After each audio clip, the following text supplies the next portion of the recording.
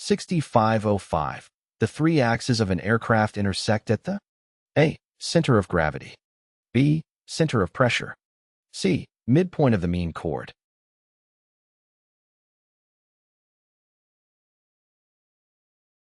The correct answer is A. The center of gravity is the point at which the weight of an aircraft is considered to be concentrated.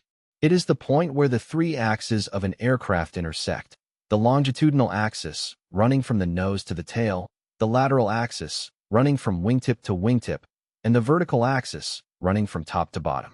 The center of gravity plays a critical role in the stability and control of an aircraft. Proper balance and distribution of weight are essential for safe and efficient flight. If the center of gravity is not within the specified limits, it can significantly affect the aircraft's handling characteristics and may lead to stability issues. Understanding the location of the center of gravity is vital for pilots and aircraft designers. It helps determine the aircraft's maneuverability, fuel consumption, and the limits of the flight envelope.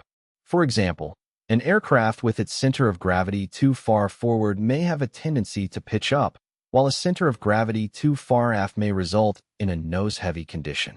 In summary, the center of gravity is the point at which the three axes of an aircraft intersect. It is a crucial parameter that affects the aircraft's stability and control, making it an essential consideration for pilots and designers. 7283.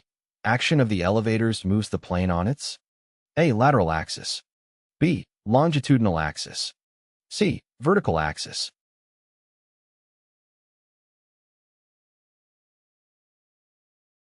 The correct answer is A. The action of the elevators, which are control surfaces on the tail of an aircraft, moves the plane on its lateral axis. The lateral axis, also known as the pitch axis, runs horizontally from wingtip to wingtip, perpendicular to the longitudinal axis, which runs from the nose to the tail. It is one of the three principal axes of an aircraft, along with the longitudinal and vertical axis. When the elevators are deflected, they change the pitch attitude of the aircraft. By moving the elevators upward or downward, the lift distribution on the horizontal stabilizer changes. This alteration in lift causes a moment about the lateral axis, resulting in the aircraft pitching up or down. In simple terms, when the elevators are moved upward, deflected upwards, the tail of the aircraft moves downward. This increases the angle of attack of the horizontal stabilizer, creating more lift at the tail and causing the nose of the aircraft to pitch upward.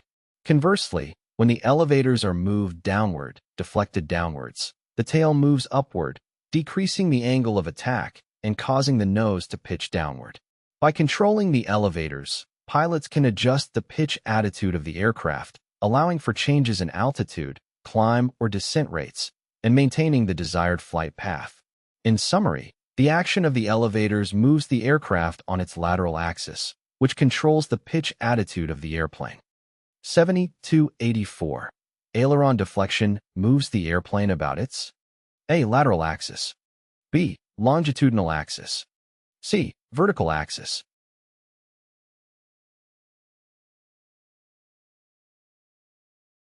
The correct answer is B. When ailerons are deflected, they move the airplane about its longitudinal axis. The longitudinal axis, also known as the roll axis, runs horizontally from the nose to the tail of the aircraft, perpendicular to both the lateral axis, running from wingtip to wingtip, and the vertical axis, running from top to bottom. Ailerons are control surfaces located on the trailing edge of the wings, near the wingtips. They are used to control the roll motion of the aircraft. When the pilot deflects the ailerons, one aileron moves upward while the other moves downward. This differential movement changes the lift distribution on the wings, creating a rolling moment about the longitudinal axis. When the pilot deflects the right aileron downward and the left aileron upward, the right wing experiences reduced lift while the left wing experiences increased lift. This differential lift causes the aircraft to roll to the right. Conversely, when the left aileron is deflected downward and the right aileron upward, the left wing experiences reduced lift while the right wing experiences increased lift, resulting in a roll to the left. By controlling the ailerons, pilots can initiate and control the bank angle of the aircraft. This allows for coordinated turns, roll maneuvers, and helps maintain the desired heading during flight. In summary, the deflection of ailerons moves the airplane about its longitudinal axis, controlling the roll motion of the aircraft. 7285. If the pilot applies right rudder to a stable airplane, the A. Tail deflects right and the nose moves right. B. Tail deflects left and the nose moves right. C. Tail deflects right and the nose moves left.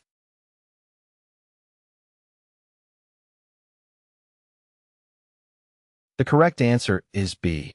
When the pilot applies right rudder to a stable airplane, the tail deflects left and the nose moves right.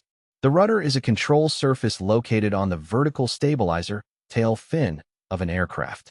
It is used to control the yaw motion of the aircraft. When the pilot applies right rudder input, the rudder deflects to the right, creating a force that pushes the tail of the aircraft to the left. As a result of the right rudder input, the airflow over the vertical stabilizer is redirected to the right. According to Newton's third law of motion, for every action, there is an equal and opposite reaction. The airflow redirected to the right exerts a leftward force on the vertical stabilizer, tail, causing it to deflect to the left. Since the tail deflects to the left, the aircraft experiences a yawing motion in the same direction. This yawing motion causes the nose of the aircraft to move to the right. By using the rudder pedals to apply the appropriate amount of rudder input, pilots can control the yawing motion of the aircraft and maintain coordinated flight during maneuvers such as turns or compensating for crosswinds. In summary, when the pilot applies right rudder to a stable airplane, the tail deflects left and the nose moves right due to the yawing motion induced by the rudder input. 6514. The angle between the chord line of the wing and the longitudinal axis of the aircraft is known as A. Dihedral, B. The angle of attack, C. The angle of incidence.